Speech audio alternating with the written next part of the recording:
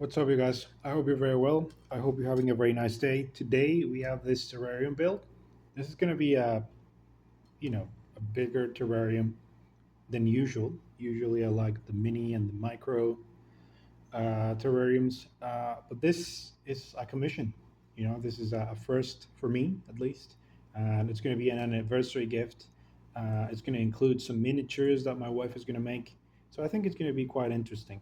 So over here I've got the recycled fishbowl that I've got here. If you remember, this is the one that I used for my marine project. That, by the way, ended tragically. It became infested with all of these dinoflagellates, and it was just by the end it was really not very sightly, not very aesthetic. So yeah, that was the end of it. Maybe in the future I'm going to try again, with a bigger build, more equipment. But in the meantime, that's all that we got. Anyway, so I'm going to use this big container, this fishbowl, and instead of using a little pine or something, I'm going to use these cerizas that you've seen me used in previous videos. I'm going to use three of them, and you're going to see me prune them so that they look nice and they actually fit in the little container. I think that's going to be a bit of a challenge because you can see that these are quite big now, and the container is not. You know, let me if, for example, if we do this, yeah, I think that's going to be a problem. But let's see what happens once we plant them down. Yeah, we'll see. Okay. So anyway, the first step is going to be to add a layer of draining soil. In this case, it's going to be volcanic rock and pumice, and then we continue on from there. Okay. So I'm going to do that off camera just because I'm going to also create a short with this video or for this project. And yeah, you'll see me um, work on this very, very quickly. Okay, so here we go. So uh, this is the first layer. You can see that it's very draining. When I have a terrarium like this that it's open, I like to add a big layer of this kind of substrate so I can use it as a gauge for how much water I want in it. Depending on what you put in when it comes to plants, it's the amount of water that you're going to use. In this case, Cerisa, the little plant that I showed you, it loves water. So a good rule of thumb would be to fill the entire thing with water for the first layer, and then just wait until that water is used by the plants and evaporated until you water again. And that's going to give you, if you put it in a bright but not direct sunlight spot, that's going to be like a very good rule of thumb location and maintenance for your terrarium. So that's the first layer. For the second one, I also have it right here. It's a pretty similar mix, but this has got more organic matter. You can see that it's got more clay, more organic matter, and these are the pruners that I'm going to use to prune away the little branches that I'm not going to need. So the second layer will be a layer of this, and then on top of that, the stones that are going to be sort of like the hardscape of the build. And yeah, that's going to be layer number two. Okay, so I'm going to do that again off camera. Sorry, it's pretty much the same, and all the things, all the videos that you've seen in the channel are pretty similar. So I'm going to do that off camera, and then we continue on from there. Yeah. So here we go. Okay, so that's layer number two. You see that I went a bit light on it, just because the little plants have got like a lot of substrate in the little bags, in the nursery bags. So I want to use that in order to plant them and for them to be used to the soil in which they're going to now grow in. So I'm just removing a couple of the larger stones. But yeah, now I'm just going to remove them from the little nursery bags and then place them here flat just to see the final position they're going to have. Yeah. So here we go. So here you can see what I was telling you at the beginning, that the container is a bit small for these little trees. This one in particular is one that I was going to grow as bonsai, but I decided to use it in this terrarium just because I'm a bit short on plants at the moment. But I think this is going to change a little bit when it comes to the concept. And it's going to be open like this. And I'm going to put these two on this side, and it's going to be like a little forest. And I was telling you about the miniatures that are going to go in the middle. they're going to be like sitting on the tree. So that's, I think it's going to be quite cool. Anyway, so I'm going to continue with these two. I'm going to do the same thing. You can see that I've pruned a couple little branches. And by the way, this is something that I mentioned on my bonsai channel. Cerisa is one of the easiest plants to root out there. So if you got one, you definitely want to keep the little cuttings. If you want more, right, you can root them. Also, it's a beautiful, beautiful little flower that it produces. So yeah, cool little tree.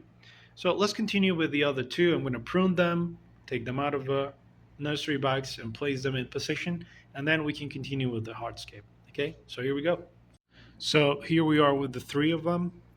Originally, I intended this to be the tallest one. This one's sort of like the middle one, and this one, you know, a little bit taller than this one, but still less than that one.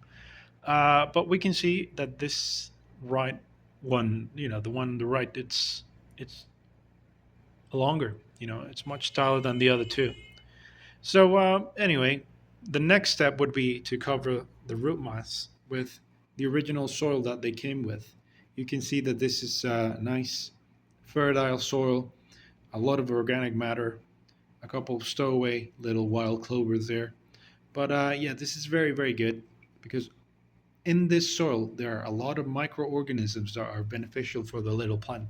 So if you ever transplant something, it's a very good idea not to completely wash away all the soil and leave the root mass completely clean, just because of those beneficial little microorganisms. So I'm going to cover these, and then we can continue with the hardscape. I'm also going to plant a little accent plants here and there, and that's going to be it. Maybe I'm going to show you what it looks like when it's all finished. But because this is like a custom project, maybe the family wouldn't like their little faces to be out on the internet. So maybe I'm just going to show you the naturalistic result. Yeah. So here we go. I'm going to cover the root mass and then continue on from there. So here we are.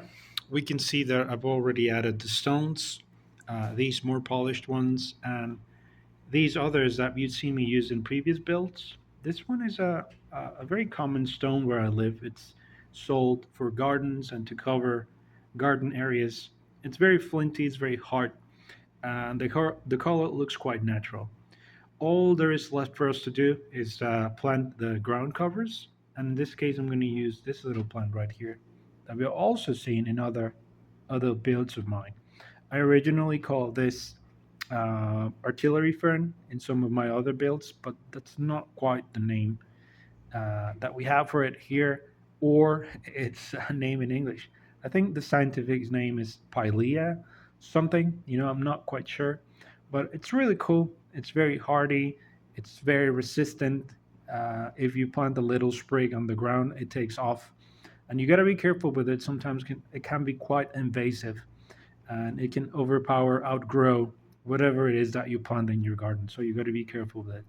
I'm also going to add some other little plants here and there, but in general, the majority of the build is going to be covered by this little plant. If I add others, I'm going to point them out to you when the build is completed.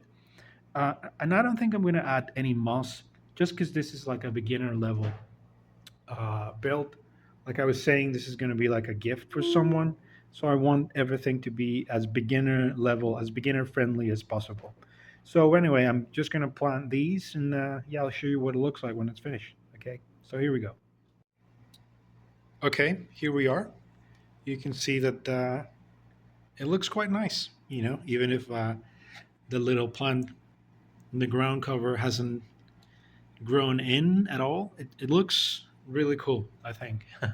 And yeah, in the future, these are gonna, you know, grow in, and they'll become fuller and fuller, and they'll give the illusion of little trees, which they are, by the way. Uh, I gotta tell you that these look a little bit spindly because they were neglected, and we've been having super high temperatures over here.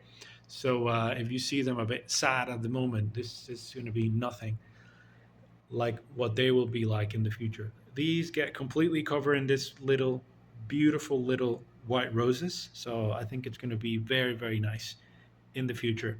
Uh, the people who will receive this as a gift, as an anniversary gift, I think they will be quite pleased. So I was telling you at the beginning that I don't have the miniatures that will go with this ready, but I do have these two that my wife made.